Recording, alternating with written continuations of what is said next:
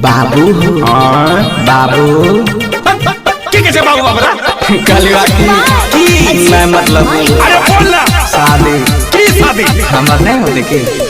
कम करिया कौन करे काज के आ दुश्मन अनाज के केकरा बेटी वाला भले के तोरा दे तोरा होई गेली आई जा बहनया बनाई मना बात तोहर बतिया होई गेली आई जा बहनया बनाई मना बात तोहर बतिया हाँ, तो की करबी? हे लगन में हो बाबू करी दे हमर सदिया अच्छा। हे लगन में हो बाबू करी दे हमर सदिया लागल छै लॉकडाउन कोई नहीं जइतो तोरा बरातिया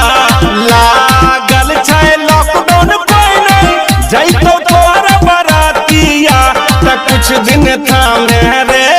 बेटा कर दे बहु शादिया त कुछ दिन थामे रे बेटा कर दे बहु Shadiya presented by Naradun number 1. आ नैया बुझली तो हम अपन चीज उखाड़ ले भी रे उखाड़ ले तोरा बतैया मकई के तुम लागत बाहर उखाड़ दे बाहर अरे सबर के फल बहुत मीठा होय छै बेटा आप हमरा बर्दाश्त ले भूल जो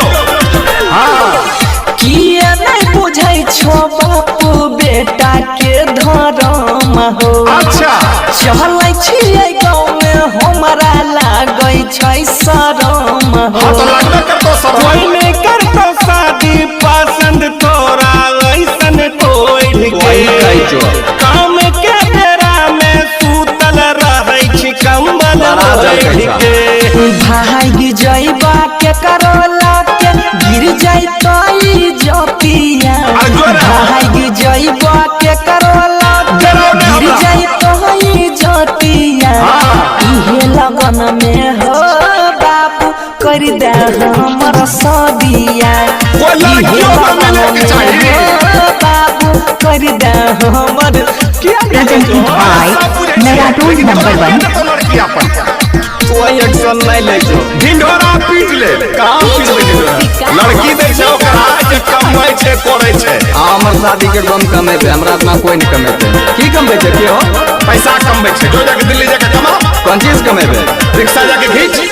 छैला बिहारी से कही के मंगवा बर तुहारी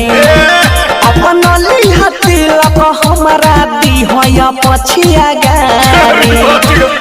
शादी करैला किया करै छी इतना शोर रे कर देबो बेटा तोरा कनिया बेजोड़ रे हो गेलै शादी सोनुआ के करवा के। बात के ना तोहर बदिया हाँ, तो पैसा कमाई हो गेलै शादी बनसी धर के हमरा फोड़ा बैठोल दिया इहे लगन में हो बाबू कर दे हमर भूल जाओ। सदिया तनी दाम धरे रे बेटा कोई देबो शादिया बुझली ज्यादा छटर पटर नहीं कर कुछ नहीं है तो जब तक लॉकडाउन छै